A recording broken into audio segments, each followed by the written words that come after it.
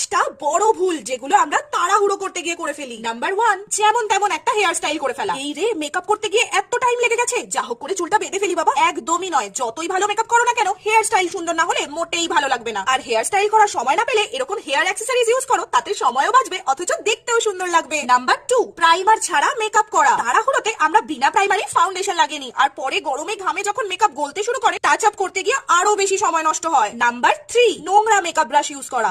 জলদিতে আমরা আগে নোংরা মেকআপ ব্রাশ দিয়ে মেকআপ করে নিই, তাতে সময় বাঁচলেও ওই ব্রাশ থেকে ব্যাকটেরিয়া আমাদের মুখে এসে দিয়ে যায় গাদা গুচ্ছের পিম্পল। নাম্বার 4, তাড়াহুড়ো করে মাস্কারা লাগাতে গিয়ে এদিক ওদিক লাগিয়ে চোখের মেকআপটাই নষ্ট করে ফেলি। তার চাইতে এরকম একটা ব্রাশ চোখের উপর ধরে মাস্কারা লাগাও, যতই ভুলভাল করো মাস্কারা আর চোখের উপর ছড়িয়ে যাবে না। নাম্বার 5, কালার কারেক্ট না করা। সময় বাঁচাতে আমরা দাগ ছোপ গুলোতে কালার কারেক্ট না করেই ফাউন্ডেশন লাগিয়ে নিই, তাতে মুখের পিগমেন্টের জায়গাগুলো অ্যাশি লাগে। তখন আরো গাদা গুচ্ছের ফাউন্ডেশন আর কনসিলার লাগাই, কভার আপ তো হয় না, উল্টে সত্যি মনে হয় ময়দা লাগিয়ে বেরিয়েছি।